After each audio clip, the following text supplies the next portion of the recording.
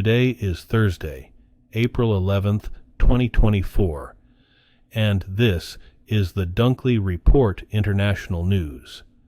Please like, subscribe, and share so you don't miss any of the latest news.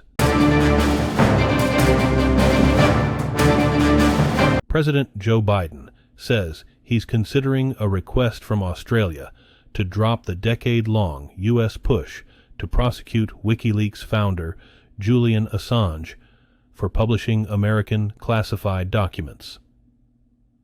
For years, Australia has called on the U.S. to drop its prosecution against Assange, an Australian citizen who has fought U.S. extradition efforts from prison in the U.K.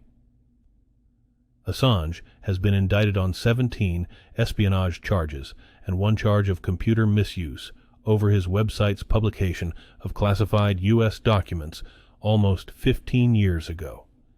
WikiLeaks editor-in-chief Kristin Hrafnsson says it is not too late for Biden to stop Assange's extradition to the U.S.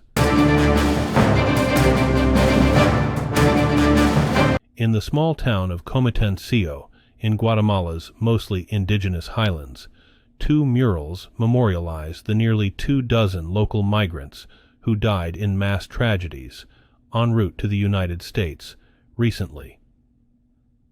Yet even the siblings of those migrants continue to set off for the United States because they can't find another way out of extreme poverty, especially if they still owe huge debts to smugglers. One 17-year-old girl whose sister died in a smuggler's tractor trailer in Texas said, "I want to go there because here there are no opportunities, even though Mom says that I'll suffer what Blanca did." Guatemalans are the largest group of unaccompanied minors among record-high numbers crossing the U.S. Mexican border illegally, which turned migration into a top concern in the 2024 election. Lawmakers have approved a major revamp of the European Union's migration regulations. The reforms are meant to end years of division over how to manage the entry of people without authorization and to deprive the far right of a vote-winning campaign issue ahead of June elections. Wednesday's session saw members of the European Parliament rule on 10 reform topics that make up the Pact on Migration and Asylum. The 27 EU member countries must now endorse the reform package for it to enter force. The plan was drawn up after 1.3 million people sought refuge in Europe in 2015. But few are happy with all the regulations, even those involved in drafting them. Russian officials are scrambling to help homeowners displaced by floods as water levels have risen in the Ural River. Floods in the Orenburg region near Russia's border with Kazakhstan sparked the evacuation of thousands of people following the collapse of a dam on Saturday. Russia's government declared the situation a federal emergency. The river's water level in the city of Orenburg was above 10 meters, or 33 feet, Wednesday state news agency RIA Novosti reported, citing the regional governor. Photos shared by Russian news outlets showed roads covered in water, submerged fields, and partially submerged houses. The U.S. Assistant Secretary for Western Hemisphere Affairs says the creation of a transitional council responsible for choosing Haiti's next leaders is imminent. Brian A. Nichols spoke Wednesday during a heated forum in New York organized by the Council on Foreign Relations.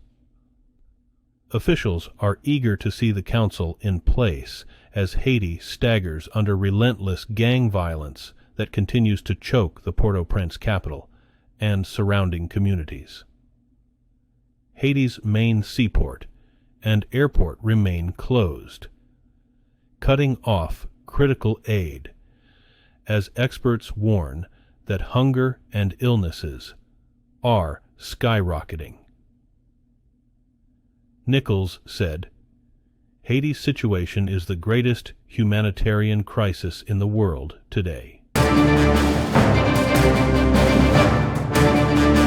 Authorities say a Russian attack has hit a grocery store and a pharmacy in a Ukrainian village close to the border with Russia, killing 3 people.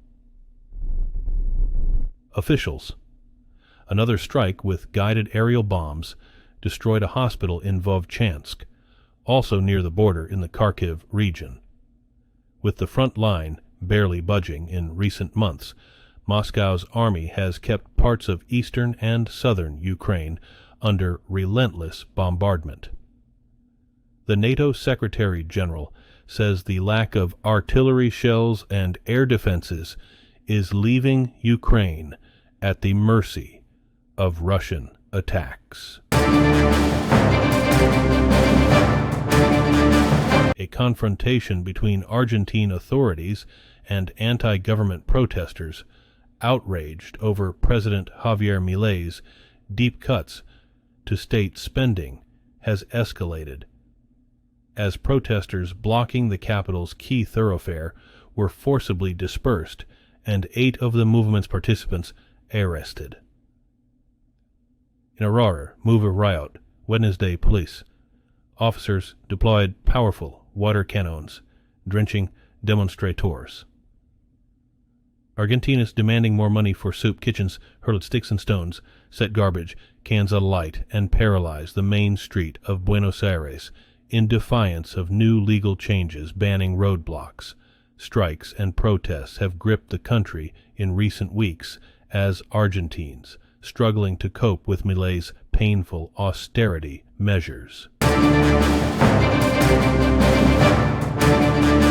Israel's foreign minister has threatened that his country's forces would strike Iran directly if the Islamic Republic launched an attack from its territory against Israel.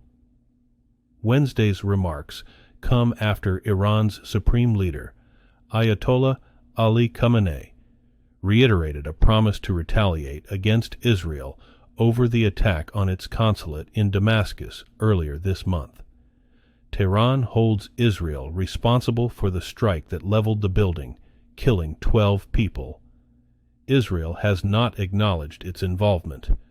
The strike killed 7 Iranian Revolutionary Guard members, 4 Syrians, and a Hezbollah militia member. Khamenei spoke at a prayer ceremony celebrating the end of the Muslim holy month of Ramadan, saying the airstrike was wrongdoing and akin to an attack on Iranian territory.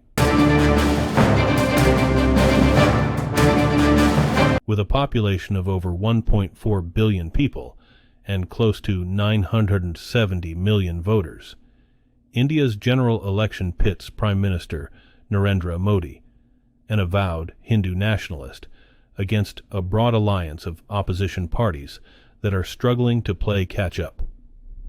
The 73-year-old Modi first swept to power in 2014 on promises of economic development, presenting himself as an outsider cracking down on corruption. Since then, he has fused religion with politics in a formula that has attracted wide support from the country's majority Hindu population.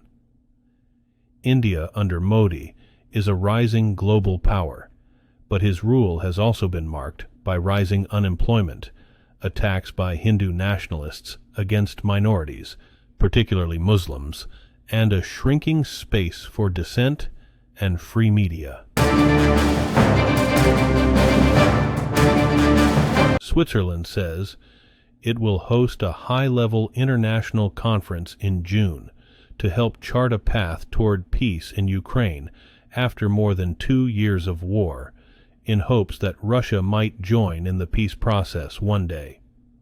The lakeside Bergenstock resort is expected to host the June 15th-16 gathering that will draw top government officials from dozens of countries. The meeting is following up on a plan laid out by Ukrainian President Volodymyr Zelensky and Swiss Foreign Minister Ignacio Cassis in recent months. Swiss Foreign Minister Ignacio Cassis said on Wednesday that more than 100 countries would be invited to the gathering.